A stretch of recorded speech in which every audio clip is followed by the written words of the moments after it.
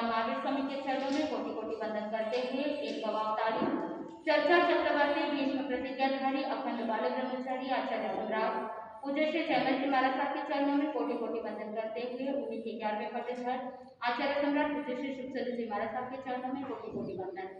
जय गच्छाधिपति व्याख्यान वाचस्पति उग्र बिहारी वचन सिद्ध साधक 12वें पट्टेधर आचार्य प्रकाश चंद्र जी महाराज साहब गौर तपस्वी उपाध्याय प्रश्री गुरुचंद्र जी महाराज साहब मेरे अनंतास्था के आयाम मम जीवन उदाहरण परम पूज्य गुरुदेव डॉक्टर श्री पदम चंद्र जी महाराज साहब के चरणों में कोटि कोटि वंदन करते हुए सभी गुरु भगवंतों के चरणों में वंदन करते हैं।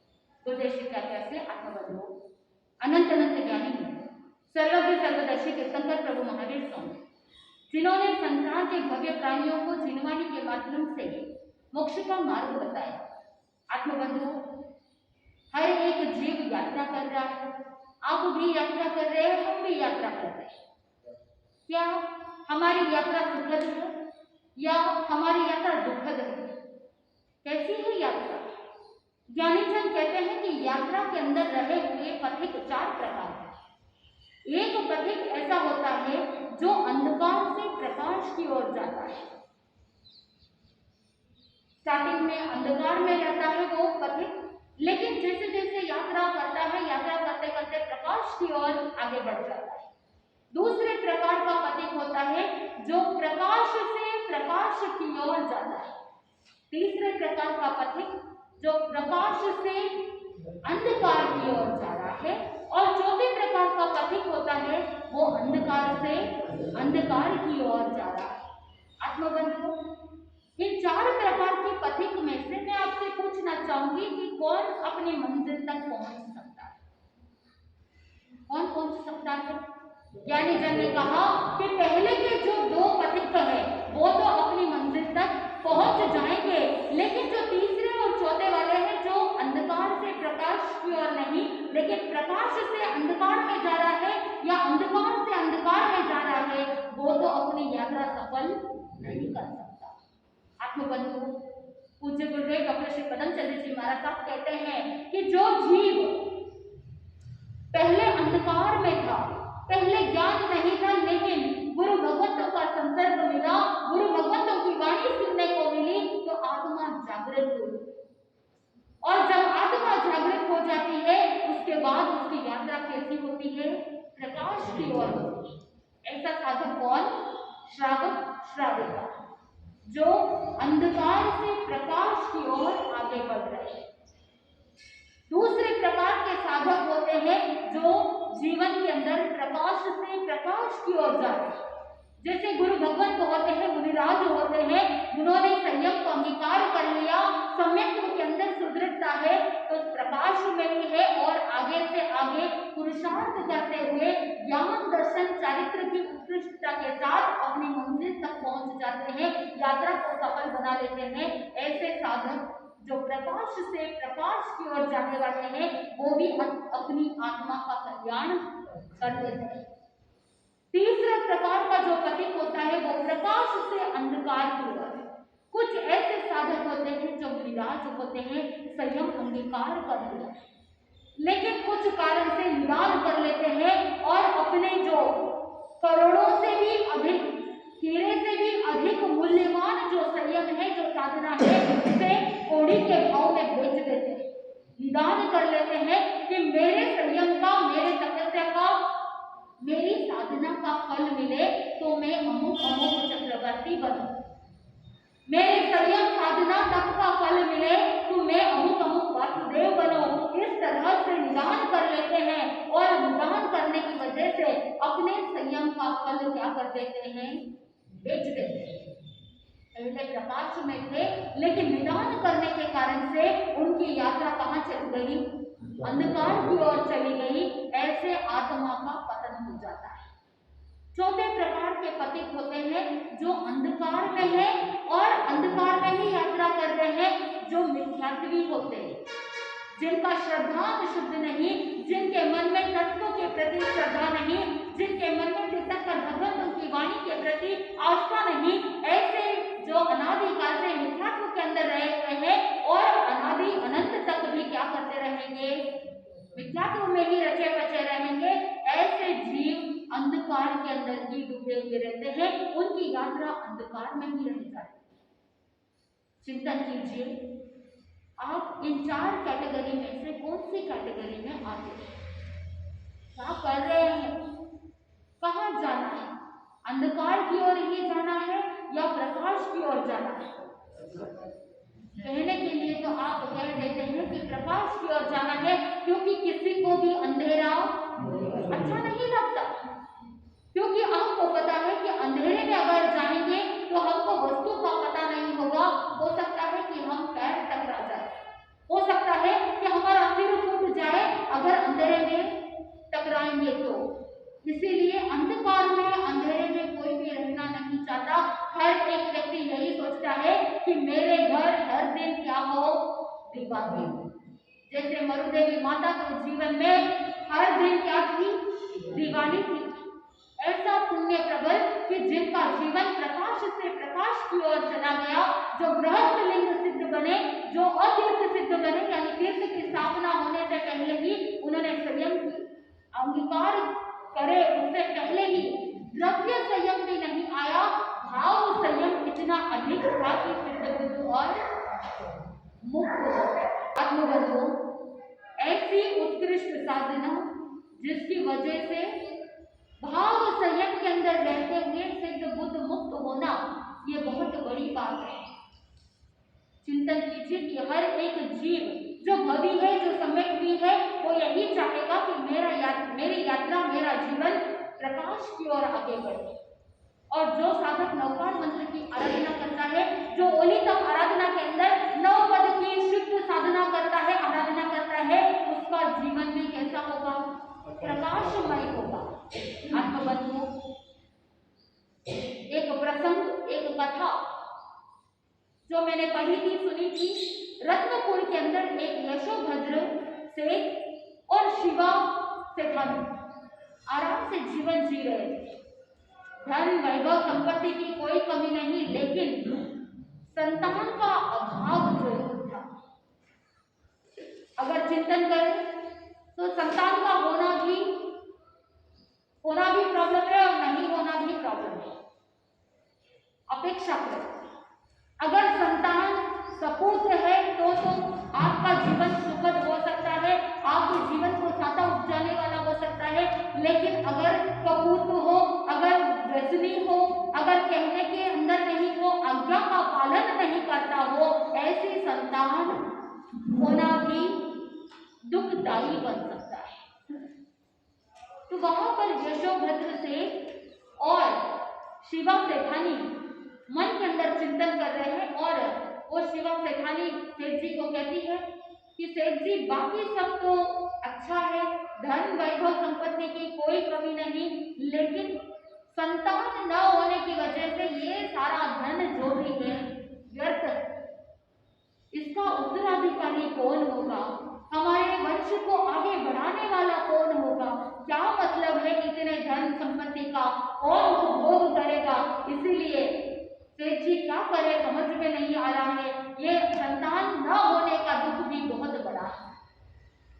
सेठ जी नवकार मंत्र पर अटूट श्रद्धा रखने वाले सेठ जी ने कहा कि तुम चिंता मत करो, धैर्य रखो, और इतना धैर्य रखो कि जो नवकार मंत्र का आज दिन तक स्मरण करते आए हैं, नवकार मंत्र पर श्रद्धा रखो, आस्था रखो, पुण्य उदय में आएगा तो जो भी अभाव है वो सारे अभाव दूर हो जाएंगे। आत्मबंधु, चिंतन करने का विषय है। उत्तराध्ययन सूत्र के अंदर भी कहा जाता है कि पुण्यवान को प्राप्त उत्तम सामग्री के अंदर भी बताया जाता है कि पुण्यवान के कारण से ही सारे सुख, रिद्धि, समृद्धि की प्राप्ति होती है। तो अगर संतान प्राप्त हो रहा है और संतान अगर आज्ञा के अंदर है, संतान अगर माता पिता की सेवा कर रहा है, तो समझ लेना पुण्य उदय में है। और वही अगर संतान कहने में नहीं है, संतान आपके ऑपोजिट डायरेक्शन में जा रहा है, तो समझ लेना पाप कर्म उदय के अंदर है। जैसे ही सेठ जी ने यह बात कही कि तुम श्रद्धा रखो, धैर्य रखो, पुण्य उदय में आएगा तो सब कुछ हो जाएगा। शिवा सेठानी रेगुलर डेली नकार मंत्र का जाप करती, स्मरण करती, श्रद्धा भाव से करती और साथ में इंपॉर्टेंट बात निस्वार्थ भाव से। ऐसा नहीं कि मैं नकार मंत्र का जाप करूं तो मुझे पुत्र रत्न की प्राप्ति हो, ये लक्ष्य नहीं था। निस्वार्थ भाव से साधना कर रही है और जैसे जैसे साधना आराधना प्रारंभ हुई और वैसे ही फलस्वरूप एक बार ऐसा हुआ कि शिवा के जेठानी के पुत्र की प्राप्ति हुई। कालांतर के अंदर जैसे ही पुत्र रत्न की प्राप्ति हुई, मन के अंदर बड़ी प्रसन्नता है। सेठ जी और सेठानी दोनों प्रसन्न है, सोचने लगे कि बहुत पुण्य उदय हुआ है जिसके कारण से पुत्र की प्राप्ति हुई। आत्मबंधुओं, इकलौता पुत्र बड़े लाड प्यार से लालन पालन हुआ। जो चीज मांगी जाती थी उससे पहले ही उसे वो वस्तु दे देते। बेटे को अगर माँ कहती कि बेटा खीर बनाई है तुम्हारे लिए, तुम खीर खा लो, और वही अगर बेटा कह दे नहीं माँ मुझे खीर नहीं चाहिए, मुझे तो सवैया चाहिए, तो माँ क्या करती? उसके लिए सवैया बना के दे। आप भी क्या करते हो? बेटे को पूछते हो बेटा तुम ये खाओगे या तुम वो खाओगे? यानी पहले से ही आपने अपने बच्चों को क्या दिया है? बचपन से ऑप्शंस दिए हैं। तुम्हें उपमा खाना है, तुम्हें पोहे खाने हैं, या तुम्हें इडली डोसा खाना है, क्या बनाऊं तुम्हारे लिए? पहले से ही आदत बिगाड़ी है। फिर बाद में कहते हो कि माँ कहती है आकर के कि बेटा एक बोलता है, पिताजी एक फरमाइश रखते हैं और पति एक फरमाइश रखते हैं, दिन भर किचन में ही पूरा समय निकल जाता है। आदत किसने डाली? आपने ही आदत डाली। इधर माँ ने अपने बेटे को लाड़ प्यार से पालन पोषण किया और दूसरी तरफ पिताजी कहते कि शाम को थोड़ा जल्दी घर पे आ जाओ, बहुत ज्यादा खेलने के लिए नहीं जाना। तो वो बेटा कहता कि पिताजी अभी तो खेलना चालू किया है, मैं थोड़ी देर और खेलूंगा। कभी पिताजी नाराज हो जाते तो माँ उसका पक्ष लेती, और जब माँ कभी डांट देती तो पिताजी पक्ष लेते और उसका सपोर्ट करते। ये दोहरापन जो लाड़ प्यार का है, और उसी दोहरेपन के वजह से बेटा बिगड़ गया। जो मैं बोल रही हूँ वो आप अपने जीवन में भी तंतोलिए। कहीं आप ऐसा तो नहीं कर रहे, क्योंकि ज्ञानी जन कहते हैं कि घोड़े की लगाम अगर बहुत ज्यादा कस करके रखते हैं तो भी घोड़ा आगे नहीं जा सकता, और घोड़े की लगाम को अगर ढीली छोड़ दे तो वो स्वच्छंद होकर के आपकी यात्रा से भटका देता है। चिंतन कीजिए कि अगर घोड़े पर कोई घुड़सवार सवार कर रहा है तो उसे लगाम को व्यवस्थित रखना पड़ता है, ना अति टाइट और ना ही अति ढीला। ठीक उसी प्रकार आप भी अपने बच्चों के लिए अति अनुशासन भी ना करें और अति ढीला भी नहीं छोड़े। जब सख्त होना है तो उस समय सख्त होना है, और जब आपको थोड़ी सी ढील देनी है तो उस समय ढील देनी है। ये बैलेंस माता पिता को बनाए रखना है। इधर बैलेंस बिगड़ गया। माँ अपने ही पति के सामने पुत्र का सपोर्ट कर रही है। इसका मतलब क्या हुआ कि एक दूसरे के प्रति जो रेस्पेक्ट की भावना होनी चाहिए थी, जो आदर सत्कार की भावना माता पिता के प्रति बच्चों के मन में होना चाहिए था, वो क्या हो रहा है? वो लूज हो रहा है, वो ढीला हो रहा है। उस समय वो बच्चा सोचता है कि मैं जो चाहूँ वो मैं कर सकता। माँ डांटेगी तो सपोर्ट में कौन रहेगा? पापा रहेंगे, और अगर पापा डांटेंगे तो माँ सपोर्ट करने को रहेगी, और वैसे ही मम्मी पापा के सपोर्ट के कारण से वो बच्चा मन मर्जी करना चालू कर देता। इधर उस बच्चे का नाम भी माँ शिवा के पीछे शिव कुमार रखा था। पुराने जमाने में माता के पीछे पुत्र का नाम रखते थे। इधर शिव कुमार बहुत स्वच्छंद हो गया। धीरे धीरे यार दोस्तों के साथ मिलना जुलना, उठना बैठना। पिताजी बड़े परेशान हो गए क्योंकि एक एक करके व्यसन शुरू हो गए। इधर एक बार हुआ ऐसा कि माँ के गहने चुरा लिए और जाकर के जौहरी के पास बेच दिए, और संयोग ऐसा हुआ कि वो जौहरी क्या करता है, वो उसी यशोभद्र सेठ के पास आता है, उन गहनों को गिरवी में रख करके कुछ पैसे लेने के लिए आता है। जैसे ही सेठ जी ने उन गहनों को देखा तो पहचान लिया और पूछा कि ये गहने कहाँ से आए। गहने हैं और जौहरी के पास कहां से आए। पूछा जौहरी को ये गहने कहां से आए, तुम कहां से लाए हो, कहां से खरीदा। उस समय वो जौहरी कहता है कि एक युवक आया था और उस युवक ने मुझसे कहा कि ये कितने में लेते हो और मुझे बेच करके चला गया।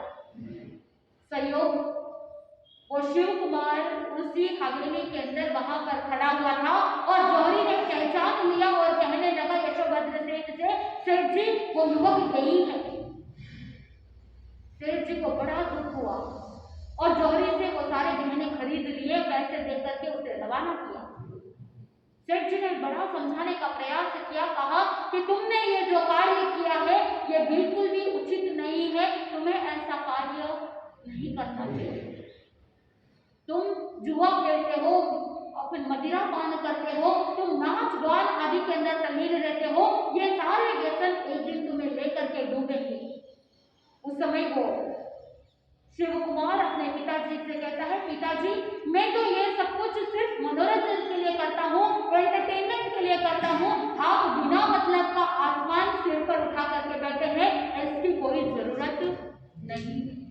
आत्मबंधु पिताजी बहुत चिंता में रहने लगे, सोचने लगे कि ऐसे संतान का क्या मतलब। सेठ जी ने सारी बात सेठानी जी को बताई। सेठानी जी को कहने लगे कि जब घर का चिराग ही घर को जलाना स्टार्ट कर देता है तो फिर हमारी सारी आशाओं पर क्या हो जाता है, पानी फिर जाता है। वो माँ कहने लग जाती है कि ऐसे संतान को जन्म देने से तो अच्छा होता कि मेरी कोख सूनी रह जाती। दोनों बड़ी दुखी है। पहले संतान नहीं थी इसीलिए दुखी थे, अब संतान दुर्व्यसनी हो गया है, सारे व्यसन आ गए हैं इसीलिए दुखी। सुख का एक रंच मात्र भी नहीं है, लेकिन मन में यह था कि पाप कर्मोदय के अंदर आए। सेठ जी चिंता करते करते बीमार हो गए, शरीर कमजोर होने लगा और बिस्तर पकड़ लिया। जब पता चला कि अंतिम समय निकट आया है तो शिव कुमार को बुलाया, कहा कि बेटा मेरी एक अंतिम बात सुन लो, मेरा अंतिम समय निकट आ गया है, बस मेरी एक शिक्षा को प्राप्त कर लो, मेरी आखिरी इच्छा समझ करके मान लो। ये लो, ये नवकार मंत्र है, इस महामंत्र को याद कर लो। जब भी तुम्हारे जीवन में कोई भयानक संकट हो तो इसे हमेशा श्रद्धा के साथ विश्वास पूर्वक स्मरण करना, तुम्हारे सारे संकट क्या हो जाएंगे, दूर हो जाएंगे। वैसे तो विश्वास नहीं था, लेकिन क्योंकि पिताजी की अंतिम इच्छा थी इसीलिए उसने नवकार मंत्र याद कर लिया। इधर सेठ जी यशोधरी के प्राण पंखेरु उड़ गए, पिताजी का देहांत हो गया। शिव कुमार ने सोचा कि माँ को जाकर के बताना पड़ेगा कि पिताजी अब नहीं रहे। जैसे ही जाकर के माँ को बताया, माँ शॉक के अंदर चली गई और बेहोश होकर के वहीं पर गिर गई और ऐसी गिरी कि वापस उठी ही नहीं। माता पिता दोनों का देहांत हो गया। अब शिव कुमार के ऊपर लगाम रखने वाला कोई नहीं, स्वच्छंद हो गया। इधर बहुत दुखी था क्योंकि माता पिता का छत्र उठ गया था, लेकिन उसके जो यार दोस्त मित्र थे उन्होंने कहा कि तुम इस गम के अंदर मत जियो, चलो तुम हमारे साथ चलो, और उसके साथ मदिरा पान का सेवन कराना चालू किया। तुम्हारे गम को भुलाने के लिए इस चंपा के नाच को देखो, तुम सब दुख दर्द क्या कर दोगे, भूल जाओ। उल्टी शिक्षा देनी प्रारंभ कर। ज्ञानी जन कहते हैं कि अगर गलत संगत में रहते हैं तो जीवन का ह्रास हो जाता है, व्यक्ति पतन की गर्त में चला जाता है। आत्मबंधु, एक टोकरी के अंदर एक आम अगर खराब हो तो पूरी टोकरी को खराब कर देता है। एक बार हुआ ऐसा, एक पिताजी और पुत्र दोनों आराम से जीवन यापन कर रहे थे और पुत्र बहुत दुर्व्यसनी था। पिताजी ने सोचा कि इसे कैसे शिक्षा दें, प्रैक्टिकल एग्जाम्पल के साथ इसे शिक्षा देनी चाहिए। तो पिताजी ने कहा कि बेटा आज तुम कहीं बाहर मत जाना, मेरे साथ बाजार चलना। तो जैसे ही पिताजी की बात सुनी, वो चाहता था कि बाहर जाऊं, घूमने जाऊं, मित्रों के साथ जाऊं, लेकिन पिताजी ने कहा कि बाजार जाना है, इसीलिए बेटा रह गया पीछे। जब बाजार गए तो एक टोकरी आम खरीदी। पिताजी ने पुत्र को कहा कि बेटा देखो टोकरी के अंदर आम कैसे हैं, सारे अच्छे हैं कि नहीं है। पिताजी को वो सारा पुत्र देख करके बताता है कि पिताजी टोकरी में सारे आम अच्छे हैं। लेकर के अंदर तहखाने में रख दिए। 1 दिन, 2 दिन, 5 दिन, 7 दिन हुए। 7 दिन के बाद पिताजी ने पुत्र को बुलाया कि बेटा तुम जाकर के देखो कि आम कैसे है, टोकरी के अंदर जाकर के संभालो। तो उस समय देख करके वापस पुत्र आकर के रिपोर्ट देता है, पिताजी जब 7 दिन पहले देखा था तो उस समय सारे आम कच्चे थे, थोड़े थोड़े पकने शुरू हुए थे, लेकिन अभी 7 दिन के बाद आम तो पक गए हैं, लेकिन एक आम जो पहले से ही थोड़ा पका हुआ था वो सड़ गया है, थोड़ा सा सड़ना चालू हुआ है। पिताजी ने कहा कोई बात नहीं, रहने दो। फिर 2-4 दिन व्यतीत हुए और उसके बाद पिताजी ने पुत्र को बुलाया और कहा कि बेटा जाओ तहखाने के अंदर उस आम की टोकरी को देख करके आओ कि सारे आम कैसे हैं। उस समय वो पिताजी वेट कर रहे हैं, किसका? बेटे का वेट कर रहे हैं, आकर के रिपोर्ट देगा। आकर के वो पिताजी को कहता है कि पिताजी 7 दिन पहले जो मैंने आपको रिपोर्ट दी थी, अब 4 दिन पहले मैंने आपको वापस रिपोर्ट दी है कि आम एक सड़ा हुआ था, लेकिन आश्चर्य की बात है कि टोकरी के अंदर जितने सारे आम हैं वो सारे आम क्या हो गए हैं? सड़ गए। पिताजी ने कहा कि बेटा मैं कुछ तुम्हें समझाना चाहता था, तुम समझ गए या नहीं समझे? बेटा समझ नहीं पाया। बेटा कहने लगा कि पिताजी 4 दिन पहले एक आम सड़ा हुआ था और 4 दिन बाद में सारे आम सड़ गए, बस इतनी सी बात है। पिताजी ने कहा कि इतनी सी बात नहीं है, एक आम सड़ा हुआ था और उसी के कारण से बाकी सारे आम सड़ गए। ठीक वैसे ही अगर तुम्हारे जीवन में एक भी व्यक्ति गलत हो तो तुम्हारा जीवन भी क्या हो जाता है? गलत हो जाता है, तुम्हारा जीवन नष्ट हो जाता है। बेटे को बात समझ में आ गई, वो व्यसनों का त्याग करके अपने जीवन को वापस व्यसन मुक्त होकर के अच्छे से जीवन जीना प्रारंभ किया। लेकिन इधर यशोभद्र फेल हो गए, नहीं समझा पाया अपने पुत्र को, क्योंकि कहते हैं ना पेट के आगे माता पिता हार जाते हैं। बाकी सबके सामने खड़े रहते हैं लेकिन पेट के आगे हार जाते हैं, खुद की ही संतान के आगे माता पिता हार जाते हैं। आत्मबंधु अब वो स्वच्छंद हो गया, पानी के जैसे पैसे को बहाना चालू किया और सारा धन खत्म हो गया। कहते हैं कि धन खत्म हुआ तो तन के कपड़े भी क्या हो जाते हैं? वैरी बन जाते हैं। सारा धन खत्म हो गया, सारे मित्र छोड़ करके चले गए, अब अकेला रह गया। वो शिव कुमार सोच रहा है कि अब मेरे पास कुछ भी नहीं है, अब मुझे धन कमाना चाहिए। इधर उधर भटकते भटकते कोई तो उपाय होगा जिसके माध्यम से मैं धन कमा सकूं, यानी शॉर्टकट ढूंढ रहा है। आज के जमाने में भी लोग क्या करते हैं? धन कमाने के लिए शॉर्टकट ढूंढते हैं, वहां पर न्याय नीति प्रामाणिकता इन सबको भूल जाते हैं। भटकते भटकते एक शमशान के पास पहुंचा और वहां पर देखा कि एक तांत्रिक सन्यासी बैठा है। मन के अंदर विचार आया कि मैं काम करता हूँ, इस तांत्रिक की मदद ले लेता हूँ, शायद इनके पास कोई उपाय होगा, इनके पास कोई मंत्र तंत्र होगा जिसके माध्यम से धन कमाने का उपाय मिल जाए। गया तांत्रिक के पास, जाकर के कहता है कि आपके पास कोई मंत्र होगा, तंत्र होगा, मेरे ऊपर उपकार कर दो, मेरे पास बिल्कुल भी धन नहीं है। उसकी दुख की गाथा गाने लगा। वो तांत्रिक उस युवक को देख करके बड़ा मन ही मन खुश होता है। सोचा कि मुझे जिसकी तलाश थी वो मुझे मिल गया।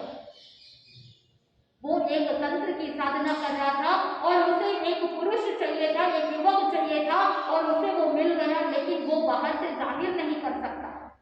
तो तांत्रिक ने मन ही मन तो प्रसन्न है, लेकिन ऊपर से बड़े साधु आत्मा के जैसे कहने लग जाता है कि हमारे पास धन कैसा, हम तो त्यागी है, सन्यासी है, हमारे पास धन कहाँ से आएगा। वो शिव कुमार हाथ जोड़ करके विनती करता है, आप त्यागी है लेकिन परोपकारी भी है, आपके मदद से ही हम संसारी जनों के कष्ट निवारण हो सकते हैं, इसलिए आप मुझ पर भी क्या कर दो, उपकार कर दो। तांत्रिक अपने जाल में फंसाना चालू करता है और इस युवक को कहने लगते हैं, मैं तुम्हारे दुख दर्द का निवारण करूंगा, बस एक बात है कि तुम्हें थोड़ा सा श्रम करना होगा, मैं जैसा कहता हूं वैसा तुम्हें करना होगा। अब कहते हैं ना कि करता क्या ना करता, अब कोई चॉइस नहीं है उसके पास, जाए तो जाए कहाँ, करे तो क्या करे। वो तांत्रिक को कहने लगता है कि आप जैसा कहेंगे, जो कहेंगे मैं करने को तैयार हूँ, बस मुझे उपाय बताइए, मेरे पास बिल्कुल भी धन नहीं और धन के बिना जीवन चल नहीं सकता। तांत्रिक ने कहा कि एक काम करो, एक अखंड शव लेकर के आओ, डेड बॉडी चाहिए, एक ऐसी डेड बॉडी चाहिए जो अखंड हो, जिसके शरीर के कोई भी अंग उपांग टूटे हुए ना हो, कटे हुए ना हो, ऐसे अखंड शव को लेकर के आओ, उसके ऊपर मैं तंत्र मंत्र की साधना करूंगा तो तुम रातों रात क्या हो जाओगे, माला माल हो जाओगे। गया शिव कुमार ढूंढने के लिए, खोज जब चालू की तो खोज करते करते घने जंगल के अंदर एक शव मिला उसे पड़ा हुआ, अखंड था। देख करके सोचा कि मेरा तो काम बन गया और उसे उठा करके वहां लेकर के आता है तांत्रिक के पास। वो तांत्रिक कहता है कि तुम ये अखंड शव लेकर के आए हो, यानी आधा काम पूरा हो गया, 50% सक्सेस सफलता मिल गई है, अब बाकी का जो 50% जो करना है वो जैसा मैं कहता हूँ वैसा करो, तो आधी रात्रि के समय में ही तुम क्या हो जाओगे, माला माल हो जाओगे, धनवान हो जाओगे। इस शव को तुम अपने कंधे पर लो और मेरे पीछे पीछे चलते चलो।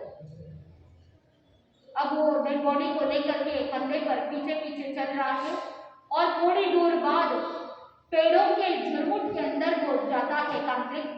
वहां पर एक भयानक रौद्र रूप वाली एक मूर्ति रखी हुई थी, लेफ्ट के अंदर एक अग्नि प्रज्वलित थी। तांत्रिक ने कहा, तुम इस शव को नीचे रख दो मूर्ति के सामने, जो बहुत पवित्र है, ऐसी मूर्ति के सामने उनके शरण में इस शव को रख दो।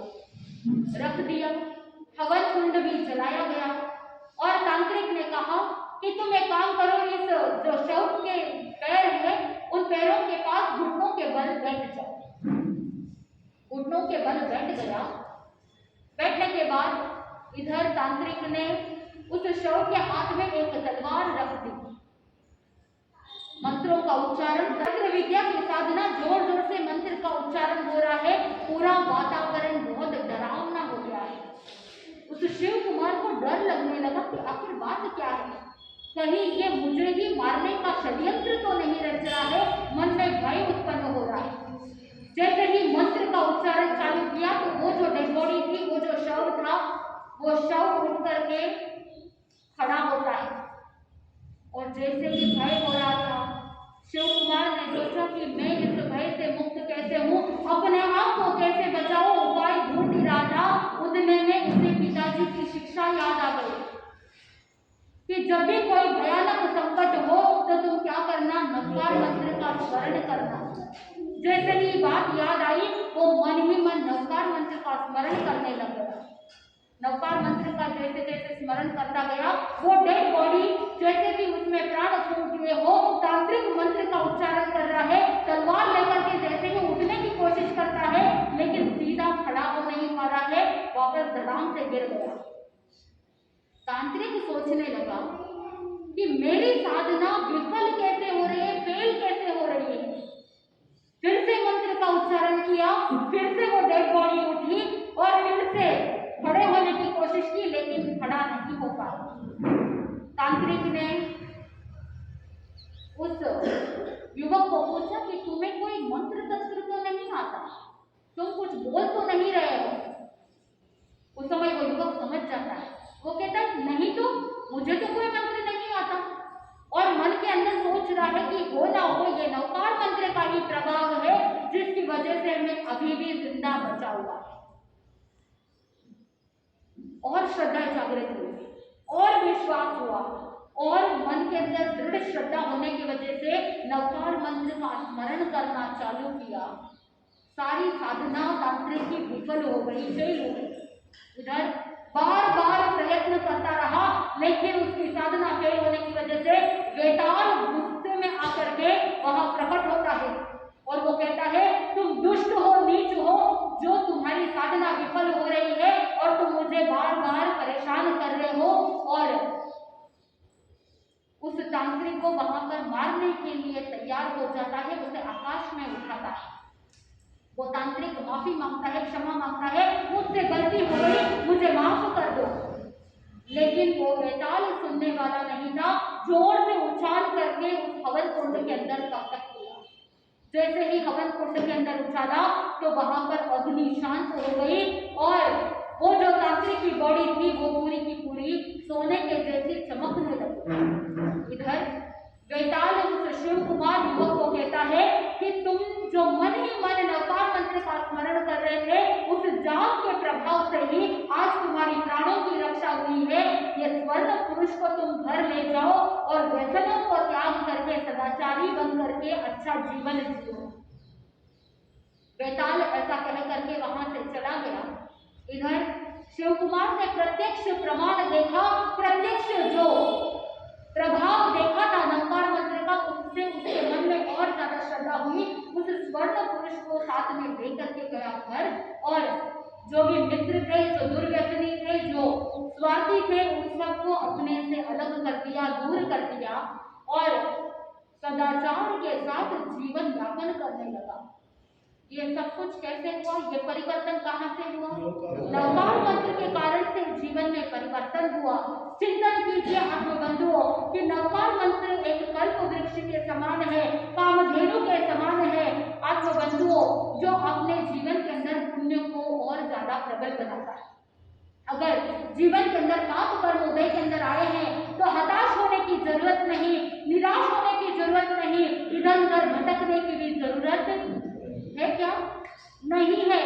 नवकार मंत्र ही एक ऐसा मंत्र है जो सभी प्रकार के पाप का नाश कर सकता है। इसलिए आप नवकार मंत्र जब बोलते हैं तब आप क्या कहते हैं?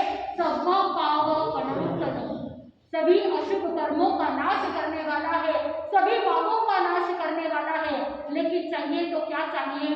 श्रद्धा चाहिए, आस्था चाहिए और साथ में सस्टेनेबिलिटी, रेगुलरिटी चाहिए कि एक दिन याद किया, दूसरे दिन भूल गए।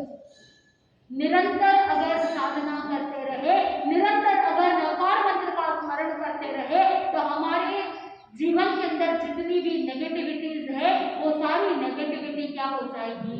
दूर हो जाएगी। आत्मबंधुओं, निरंतर होली तक आराधना चल रही है और पिछले 3 दिनों में हमने अरिहंत सिद्ध आचार्य की स्तुति भक्ति की, आराधना की और आज चौथा दिवस नमो उवध्यायन। नवकार मंत्र के बारे में कितना भी कह लो कम होता है, क्योंकि ऐसे आगमों के अंदर, कथा योग के अंदर अनेक ऐसे कथा है, प्रसंग है जहाँ प्रत्यक्ष नवकार मंत्र का रिजल्ट, प्रभाव देखने को मिलता है। आप अपने प्रैक्टिकल लाइफ के अंदर भी नवकार मंत्र का प्रभाव देख सकते हैं। जरूरत है तो आप अपने साधना में तल्लीन होने की जरूरत है। मात्र औपचारिकता के हिसाब से बोलने के लिए मत बोलिए, अंतःकरण से, निस्वार्थ भाव से, कोई अपेक्षा न रखते हुए मन के अंदर यही चिंतन करना कि सच्चे शरण तो यही 4 सच्चे शरण है।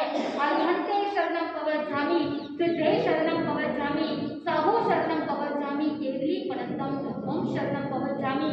जब भी मंगल पाठ सुने तो उस समय अपने आप को समर्पित कर देना है। जो अपने से बलवान होते हैं उनके समक्ष अगर समर्पित कर देते हैं तो हमको भय लगेगा क्या? नहीं लगेगा। तो जो भी रात्रि के समय में भयभीत होते हैं या आपके अंदर कोई फोबिया है, कोई डर है, कोई भय है जो आपको सता रहा है या कोई नेगेटिव इमोशन है, नेगेटिव एनर्जी है, तो उसको बैलेंस करना या उसे दूर करने का एकमात्र उपाय है वो क्या है? नवकार मंत्र है। तो आज नमो उवध्यायनम के प्रति श्रद्धा रखनी है। उवध्यायनम का मतलब होता है जितने भी उपाध्याय भगवंत होते हैं उनको हम भावपूर्वक वंदन नमन करते हैं। आत्मबंधुओं, उपाध्याय प्राकृत शब्द है और उपाध्याय संस्कृत रूप है। उप अध्याय, उप का मतलब होता है निकट, उप का मतलब होता है समीप और अध्याय का मतलब होता है अध्ययन करना। जो निकट रह करके अध्ययन करता है उसे क्या कहा? उपाध्याय। जो आत्मा के निकट रहते हैं, जो अध्ययन के निकट रहते हैं, जो 11 अंग 12 उपांग सूत्रों का अध्ययन स्वयं करते हैं और दूसरों को भी अध्ययन कराते हैं, उन्हें क्या कहा? उपाध्याय कहा। आत्मबंधु, उपाध्याय भगवत के 25 गुण बताए गए, 11 अंग 12 उपांग, चरण 70 और करण 70। 70 का मतलब होता है 70। चरण का मतलब होता है ऐसे गुणों को धारण करना, ऐसी क्रियाएं करना जिसके माध्यम से चारित्र शुद्ध बनता रहे, उसे कहा चरण, चरण गुण। तो ऐसे 70 भेद बताए गए और यही चरण गुणों को और ज्यादा पुष्ट करने के लिए और जो गुण होते हैं, जो उत्तर गुण होते हैं, उन्हें कहा करण 70 यानी करण गुण। तो ऐसे करण 70 और चरण 70 जैसे गुणों को धारण करने वाले उपाध्याय भगवंत होते हैं, जो अपने जीवन का अंधकार मिटाते हैं और दूसरों को भी सम्यक्त्व रत्न की प्राप्ति कराते हुए, सम्यक्त्व का दान करते हुए हमारे जीवन को प्रकाश की ओर ले जाते हैं। ऐसे उपाध्याय भगवंत को आज हम क्या करेंगे? भावपूर्वक वंदन नमन करेंगे।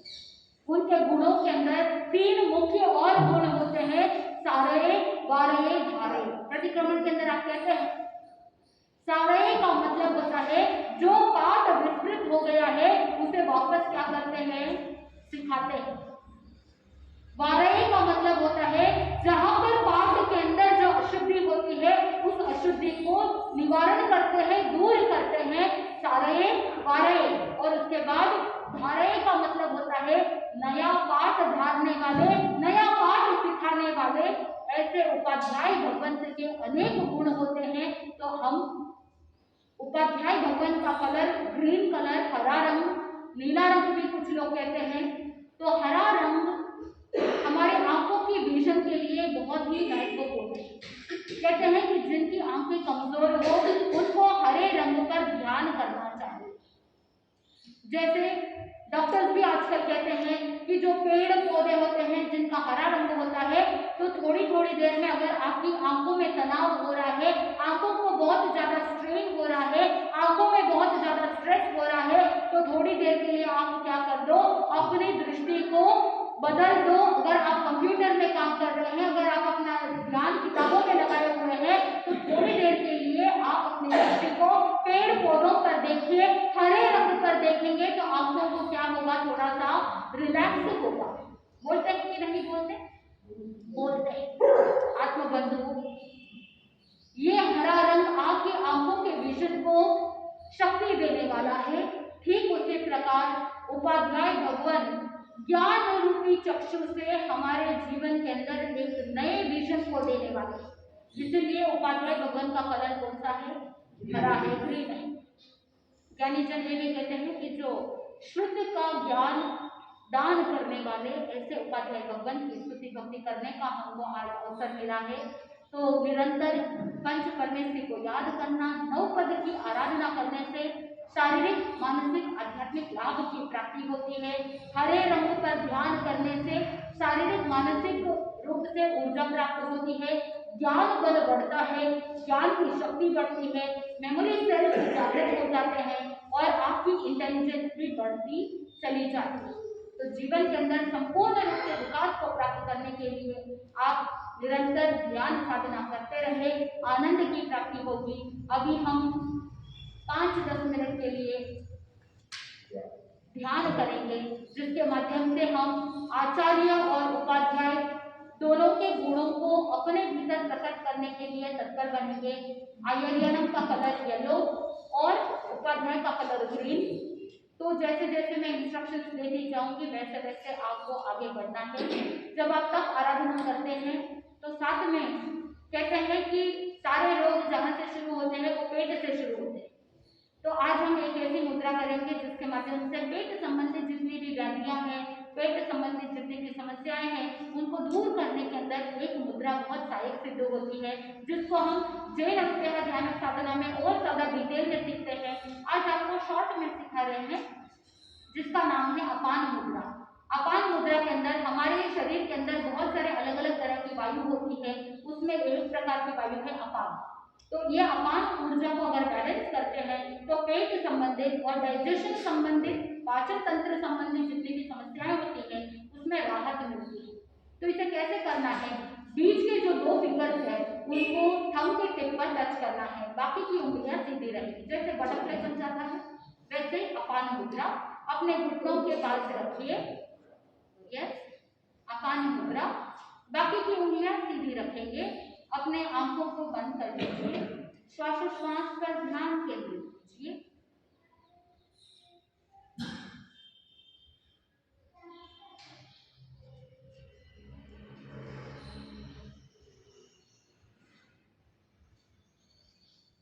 देखिए कि किस तरह से श्वास अंदर जा रही है और बाहर निकल रही है।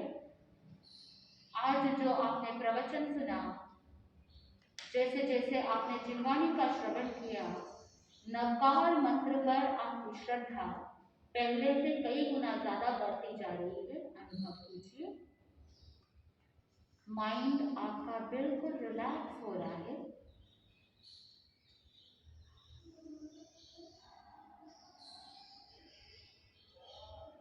जो जिनवाणी का श्रवण आपने किया, आपको हमेशा के लिए वो सारी शिक्षाएं याद रहेगी।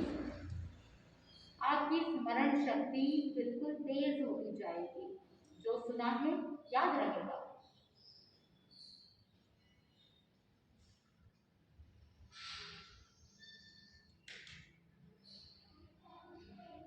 नमो आयर्यानम का स्थान गले का स्थान माना जाता है। आप अपने गले के पास, विशुद्धि चक्र के पास नमो आयर्यानम को महसूस कीजिए, पीले रंग को महसूस कीजिए।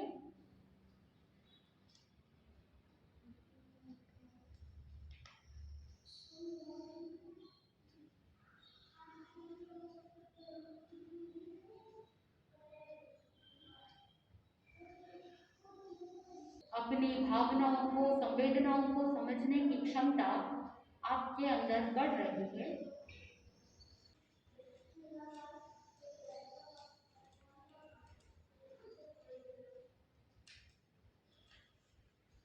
तीर्थंकर भगवंत की आज्ञा का पालन करना हर एक साधक का परम कर्तव्य है। और इस पंचम आर्य में तीर्थंकर भगवंतों के रिप्रेजेंटेटिव, प्रतिनिधि के रूप में आचार्य भगवान, आचार्य भगवान हमारी आत्मा के लिए, हमारी आत्मा की उन्नति के लिए जो आज्ञा प्रदान करेंगे उसे सहर्ष स्वीकार कर रहे हैं। गले का स्थान बिल्कुल विशुद्ध होता जा रहा है, पूरी बॉडी में पॉजिटिव एनर्जी प्राप्त हो रही है। पीला रंग शरीर को ऊर्जा प्रदान करने वाला,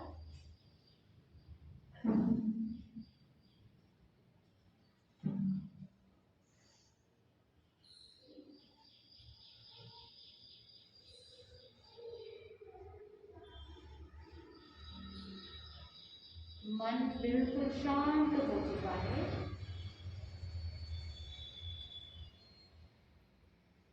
इस समय पर हृदय के स्थान पर नमो उपाध्यायनम को स्थापित करेंगे, उपाध्याय भगवान को स्थापित करेंगे। हृदय का स्थान हरे रंग को अनुभव कीजिए।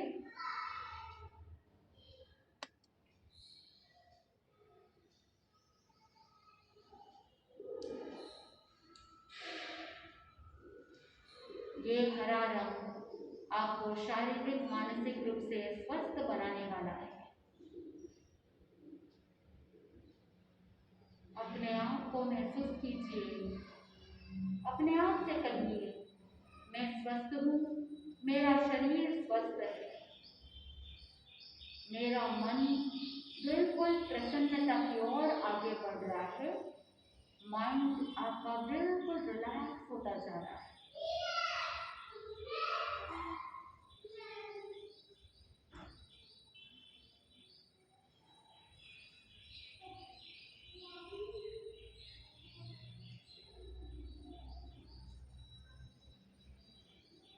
आचार्य और उपाध्याय भगवान का अनंत अनंत उपकार, जिन्होंने हमें सम्यक की प्राप्ति करवाई, ज्ञान प्रदान किया, ऐसे आचार्य और उपाध्याय भगवान को भावपूर्वक वंदन कर रहे हैं। उत्कृष्ट भावना के साथ भाव वंदन कर रहे हैं। अनंत अनंत उपकार है आचार्य और उपाध्याय भगवान का, जिन्होंने हमें शुद्ध ज्ञान रूपी ज्ञान गंगा बहाकर धर्म की ओर आगे बढ़ाने के लिए हमें मदद की।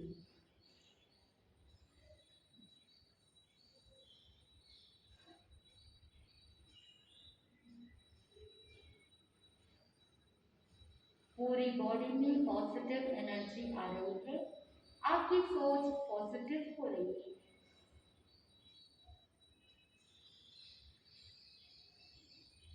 दिन प्रतिदिन आपके मन में नवकार मंत्र के प्रति श्रद्धा बढ़ती जा रही है और आप शारीरिक, मानसिक, आध्यात्मिक रूप से आपका जीवन और ज्यादा, पहले से कई गुना ज्यादा अच्छा हो रहा है। अनुभव कीजिए, पूरी बॉडी रिलैक्स हो चुकी है, मन आपका रिलैक्स हो चुका है, शरीर की सारी आदि व्याधि उपाधि दूर हो चुकी है, शरीर और मन बिल्कुल बैलेंस, और इसी बैलेंस के साथ धीरे धीरे पंच परमेश्वरी को याद करते हुए अपने ध्यान को पूरा करेंगे। जब कभी भी आप तैयार हो, अपनी हथेलियों को आंखों के ऊपर रखते हुए अपने ध्यान को पूरा करेंगे। मन बिल्कुल प्रसन्नता की ओर, चेहरे पर सौम्यता, मन बिल्कुल शांति की ओर आगे बढ़ रहा है। एकदम शांति और प्रसन्नता के साथ ध्यान को पूरा कीजिए। Yes, relax. कल हम आपको सिखाएंगे कि श्वासोच्छ्वास के साथ नवकार मंत्र का ध्यान कैसे करना। आती हुई श्वास के साथ, जाती हुई श्वास के साथ नवकार मंत्र का ध्यान कैसे किया जाए। 2-3 टेक्निक्स है, वो सारी टेक्निक्स आपको कल सिखाएंगे। आज घड़ी के अंदर के समय हो रहा है। आनंद आनंद बोले श्री जय नंदात्म की जय।